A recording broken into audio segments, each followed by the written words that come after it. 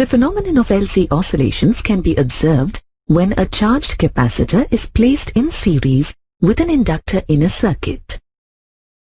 Consider a fully charged capacitor with plate A charged positively and plate B charged negatively, connected to an ideal inductor of inductance L. When the circuit is closed, the capacitor starts discharging through the inductor and discharges as long as a potential difference exists between the two capacitor plates. The current in the circuit is from A to B through the inductor. The potential difference across the capacitor is equal to that across the inductor. Gradually, the capacitor discharges and the potential difference between the plates as well as that across the inductor becomes zero. During the time interval, when the potential difference reduces from maximum to minimum, there is an induced EMF, which opposes the passing current in the inductor. Now, the magnetic field around the inductor starts decreasing, and this induces a current from B to A in the circuit according to Lenz's law. This induced current in the circuit, which is from plate B to plate A, charges the capacitor in the opposite sense, with plate B now positive and plate A negative. This induced current exists as long as the magnetic field exists around the inductor. By the time the magnetic field reduces to zero, the capacitor becomes fully charged. The capacitor again starts discharging, but now the current in the circuit is from plate B to plate A. This builds up the magnetic field in the inductor, but this time the polarity is reversed. Gradually, the capacitor discharges fully, and the magnetic field around the conductor grows to its strongest. Again, the magnetic field around the inductor starts decreasing, this time inducing a current in the opposite direction. This occurs until the magnetic field exists around the inductor. By this time, however, the capacitor returns to its original, fully charged state, with plate A positively charged and plate B negatively charged. Thus, we observe that the capacitor's charging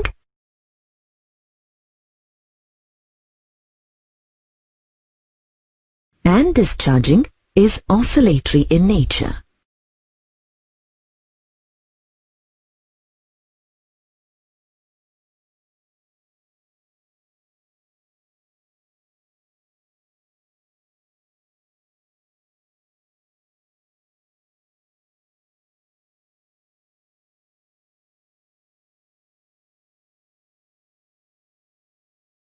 Now, let us obtain an expression for the natural frequency of these oscillations in the LC circuit. Let Qm denote the maximum charge on the capacitor at time t equal to 0. At this instance, the current in the circuit and the induced EMF across the inductor are equal to 0. If Q is the charge on the capacitor and I is the current in the circuit at a time t, then the potential difference across the capacitor is the ratio of Q to C, where C is its capacitance. The induced EMF across the inductor is L di by dt. By applying Kirchhoff's law for the circuit, we get Q by C minus L di by dt is equal to 0.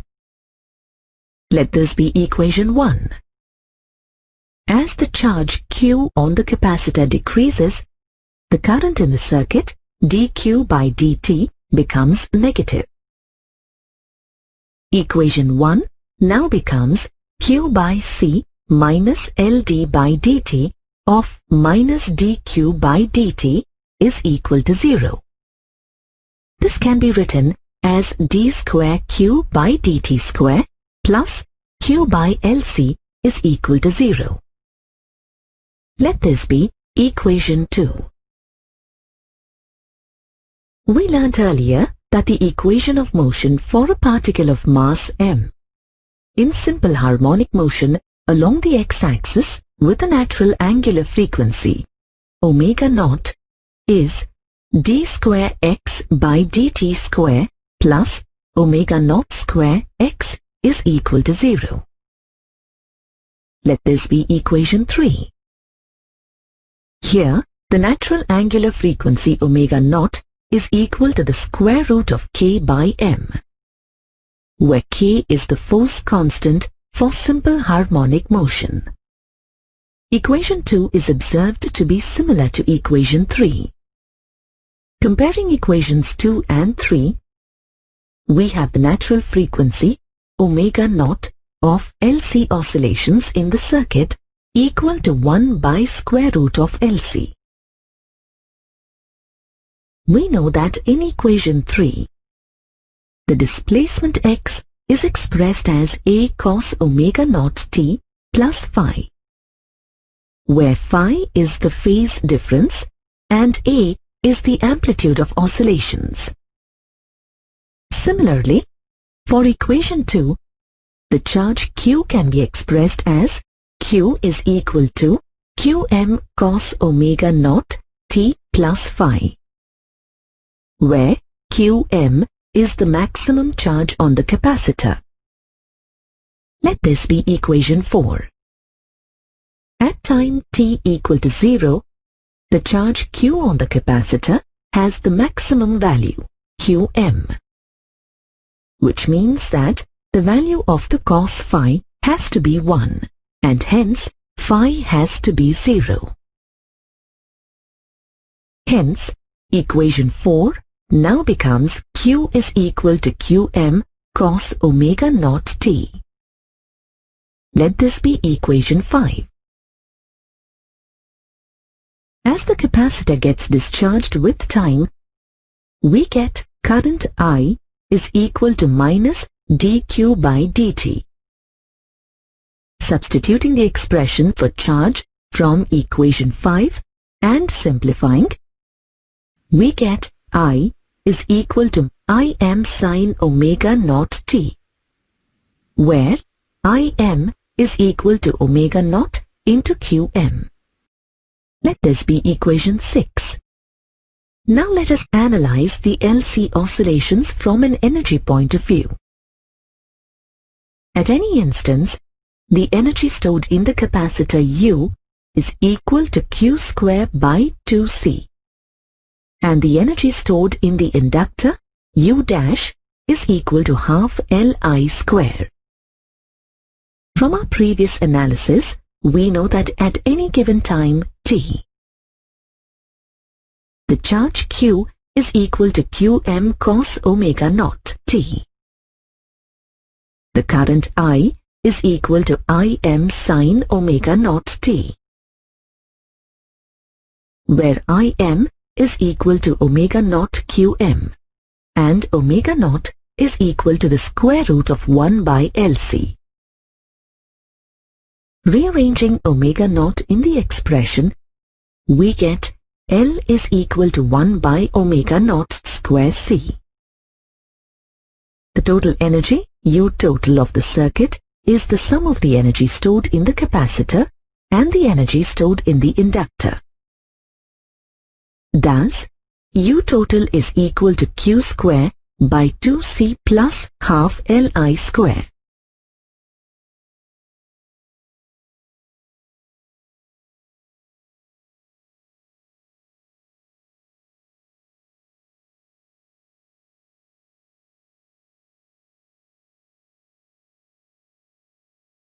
Substituting the values of I and Q in this expression and simplifying,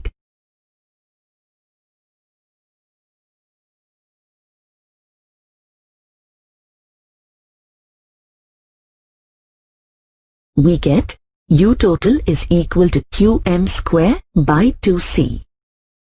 This expression of total energy is equal to the energy stored in the capacitor when it is fully charged, which was the initial stage. Thus, the total energy in an LC circuit is always a constant. This also holds good as no external force acts on the system. Hence, this oscillation is self-sustained. We also observe that LC oscillations are very similar to the mechanical oscillations of a body in simple harmonic motion. In the case of a spring, when the spring is initially in an elongated position, all the energy of the system is in the form of potential energy.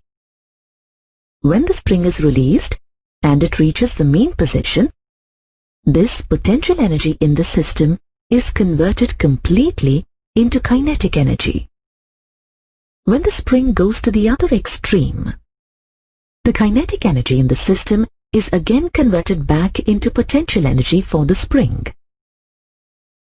In a similar manner, in LC oscillations, the energy oscillates between the electric field due to the capacitor and magnetic field due to the inductor. These LC oscillations sustain infinitely if all the elements in the circuit are ideal in nature. That is, the inductor has zero resistance and the capacitor is characterized by a single constant value called capacitance. However, in a practical situation, this is not true. Actually, the inductor also has some resistance, which leads to the damping of these oscillations. Similarly, neglecting the radiations emitted by the system also renders this analysis quite unrealistic. From our discussion of LC oscillations, we can draw the following analogies between a mechanical and an electrical system. We see that the inductance L is similar to mass. The value of 1 by C is similar to force constant K. Force constant K is the restoring force per unit displacement, whereas 1 by C is the value of the potential difference required to store unit charge. Charge Q is analogous to displacement x, which implies current I is analogous to velocity v. The total energy in both systems remains constant or is conserved. The effect of damping on the LC oscillations can be compared to that of a simple harmonic oscillator.